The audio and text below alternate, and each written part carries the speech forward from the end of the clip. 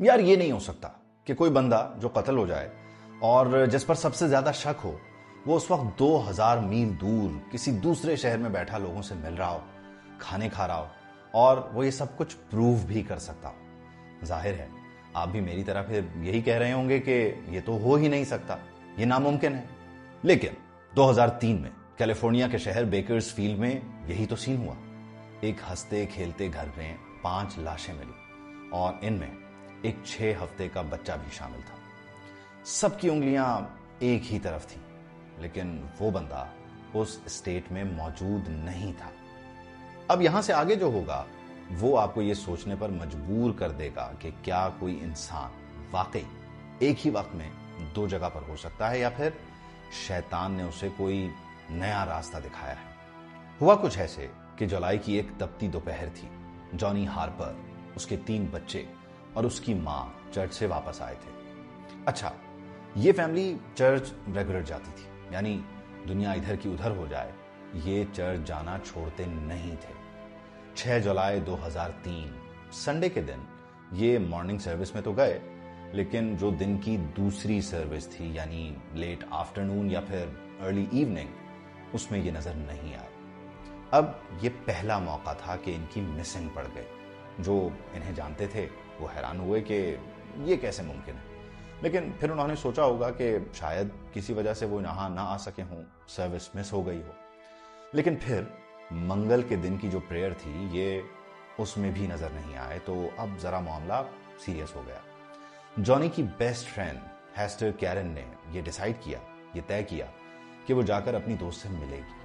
लेकिन जब पहुंची तो एक ग्लास डोर ओपन मिला, मेन डोर, यानी फोर्स एंट्री, जैसे लूट मार के लिए कोई घर में घुसा हो। खैर हेस्टर अंदर गई और फिर चीखती चिल्लाती रही, क्योंकि वहां जो सब उसने देखा वो जाहिर है उसने सोचा भी नहीं था। 911 पर कॉल गई और हेस्टर के अल्फाज थे, जोनी अपने बेड पर मुर्दा पड़ी हुई है। खैर हेस्टर ने इस केस में एक बड़ी इंपॉर्टेंट गवाही भी दी जिसने इस केस को सुलझाया। अब आप 6 जुलाई के दिन पर वापस आ जाइए, जब ये लोग आखिरी बार चर्च गए थे। सब खुश थे, किसी को अंदाजा नहीं था कि घर के अंदर मौत उनका इंतजार कर रही होगी। जब पुलिस मंगल के दिन अंदर पहुंची तो मंजर इतना खौफनाक था कि बड़े बड़े तजर्बाकार और जो सीनियर ऑफिसर्स थे उनकी आंखें भी भर आई। जोनी और उसके बच्चों को बेदर्दी से मारा गया था। अब पहला शक किस पर जाता है? जाहिर है शौहर पर, जिसका नाम विंसनेट ब्रदर्स था। विंसनेट वैसे कोई आम आदमी नहीं था, वो एक स्कूल का वाइस प्रिंसिपल था, पढ़ा लिखा समझदार था। लेकिन जब पुलिस ने उसे फोन किया तो पता चला कि जनाब नॉर्थ कैरोलिना में अपने भाई के घर गए हुए हैं, स्टेट में नहीं है।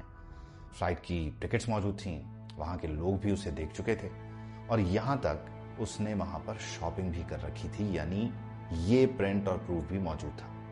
अब पुलिस चकरा गई कि भाई अगर कातिल ये नहीं है तो फिर है कौन? पुलिस ने विंसनेट की तमाम बातें और सबूत देखते हुए उसे प्राइम सस्पेक्ट के तौर पर देखा ही नहीं, बल्कि और एंगल्स पर उन्होंने तफ्तीश शुरू कर दी कि कौन है जिसने कत्ल किया, जैसे लूट मार के पहलू पर, फोर्स एंट्री वगैरह पर। हेस्टर कैरन ने पुलिस को बताया कि विंसनेट का अपनी बीवी के साथ ताल्लुक कुछ खास अच्छा नहीं था, रेगुलर नहीं था, नॉर्मल नहीं था। वो अपनी जिंदगी से भी तंग था। उसे ये सब यानी फैमिली, बच्चे एक बोझ से लगते थे। लेकिन क्या कोई सिर्फ बोझ उतारने के लिए इतना बड़ा रिस्क ले सकता है? पुलिस को यहां दाल में कुछ काला लगा। लूट मार या फोर्स एंट्री पर भी यह कहानी किसी सूरत बैठ ही नहीं रही थी और हर रुख जब फेल हो गया, बार बार फेल हुआ, तो पुलिस ने विंसनेट की कहानी को एक बार दोबारा सुनना चाहा और इस रुख से भी अब केस को देखना शुरू कर दिया गया। बज़ाहिर तो सब क्लीन था, वो इस स्टेट में था ही नहीं, यहां मौजूद ही नहीं था। टिकट्स थी, भाई के घर पर रहना भी उसका प्रूफ था, शॉपिंग तक की रसीदें थीं और सभी कुछ तो था। पुलिस को पहली बार में शक भी नहीं हुआ था, लेकिन फिर फॉरेंसिक की एंट्री हुई और विंसनेट एंगल का मिसिंग पजल मिल गया। जब विंसनेट की रेंटल कार की तलाशी ली तो बज़ाहिर वो साफ थी, लेकिन गाड़ी के रेडिएटर और बम्पर में कुछ ऐसी चीज फंसी हुई थी जिसने विंसनेट का सारा प्लान चौपट कर दिया। गेम बदल गया। वो चीज क्या थी? चंद मरे हुए कीड़े। अब आप ऐसे ये सोच रहे होंगे कि कीड़ों से कातिल का क्या लेना देना। यही तो असल गेम है। फॉरेंसिक माहिरीन ने जब इन कीड़ों का मुआयना किया तो ये नतीजा निकला, ये पता चला कि ये कीड़े हैं जो नॉर्थ कैरोलिना में पाए ही नहीं जाते। ये कैलिफोर्निया और उसके दरमियान वाले रास्ते के कीड़े थे। यानी विंसनेट ने जहाज से नॉर्थ कैरोलिना जाने के बाद वहां खामोशी से एक गाड़ी रेंट पर ली और मुसलसल 18 से 20 घंटे ड्राइव करके छुपते छुपाते वो कैलिफोर्निया तक पहुंचा, अपना काम किया और फिर उसी रफ्तार से वापस चला गया, वापस भागा ताकि अगली सुबह वहां नाश्ते की मेज पर मौजूद हो और उसका एलिबाई प्रूव हो जाए। जब पुलिस ने विंसनेट से पहली बार पूछगछ की तो वो ग्रीविंग फेज में नहीं था, बल्कि वो एक पुरएतमाद, पढ़े लिखे और सुलझे हुए कंपोज्ड वाइस प्रिंसिपल के तौर पर बिहेव कर रहा था। उसका सीधा सा इनकार था कि मैं यहाँ था ही नहीं और ये मुमकिन ही नहीं है, ये मैं कर कैसे सकता हूँ।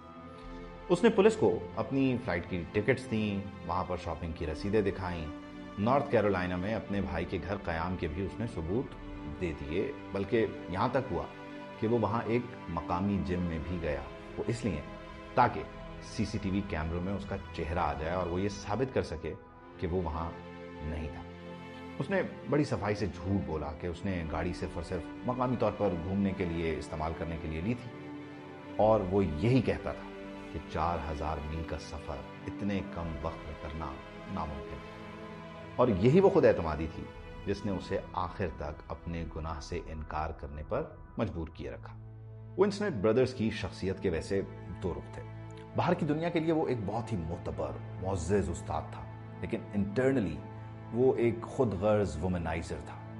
उसकी जिंदगी में कई अफेयर्स चल रहे थे और वो जोनी हार्पर के साथ अपनी शादी को अपने लिए एक जंजीर समझता था, बोझ समझता था, और इसे ये लग रहा था कि बीवी, 3 छोटे बच्चे और सास की जिम्मेदारियां, उसकी जो आज़ाद जिंदगी है, उसके रास्ते में रुकावट है।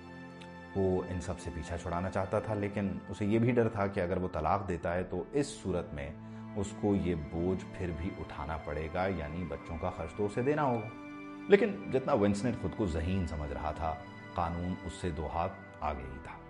2007 में जब ये केस अदालत पहुंचा तो प्रोसिक्यूटर्स ने उसके नामुमकिन एलिबाई को, किसी और स्टेट में मौजूद होने के दावे को उड़ा कर रख दिया। एक तो रेंटल का मीटर ये बता रहा था कि गाड़ी कितनी चली है, और फिर वो मुर्दा कीड़े जो सिर्फ और सिर्फ कैलिफोर्निया के रास्तों पर ही पाए जाते थे। ज्यूरी ने उसे 5 इंसानों के बेईमाना कत्ल का मुजरिम करार दिया। अदालत ने उसे कोई रियायत भी नहीं दी और सजा सुना दी गई। आज विंसनेट ब्रदर्स कैलिफोर्निया की जेल में अपनी मौत का इंतजार कर रहा है, ये साबित करते हुए कि इंसान चाहे कितना ही बड़ा मंसूबा साज क्यों ना हो, वो कुदरत के लिखे हुए इंसाफ से किसी सूरत बच नहीं सकता। सवाल ऐसे आज भी वही है कि क्या एक पढ़ा लिखा ज़हीन इतना शैतानी हो सकता है कि वो अपने ही 6 हफ्ते के बच्चे को मारते हुए एक बार भी ना हिचकिचाए? आखिर वो कौन सी नफ्सियाती इंतहा थी जिसने उसे ये सब करने पर मजबूर किया? विंसनेट ने हर रसीद संभाल कर रखी, हर मोड़ पर अपना सबूत छोड़ा, लेकिन वो इन छोटे से कीड़ों को नहीं हटा सका जो उसकी गाड़ी से चिपक गए थे। उसने सोचा था कि वो एक परफेक्ट क्राइम कर रहा है। खैर, अब आप ये बताएं कि आपको क्या लगता है कि कोई भी शातिर से शातिर कातिल रेडिएटर या बम्पर पर चिपके हुए कीड़ों का सोच भी सकता था? और वैसे अगर फॉरेंसिक साइंस ना हो तो सोचें कितने कातिल पकड़ में ही ना आते। जैसे सीरियल किलर्स को पकड़ना और उन्हें ट्रेस करना नामुमकिन होता था और कई लोग उनका शिकार होते रहते थे, और अब सीरियल किलर्स इसलिए नहीं होते कि फॉरेंसिक साइंस और डीएनए टेस्टिंग पहली वारदात के बाद उन्हें पकड़ लेती है।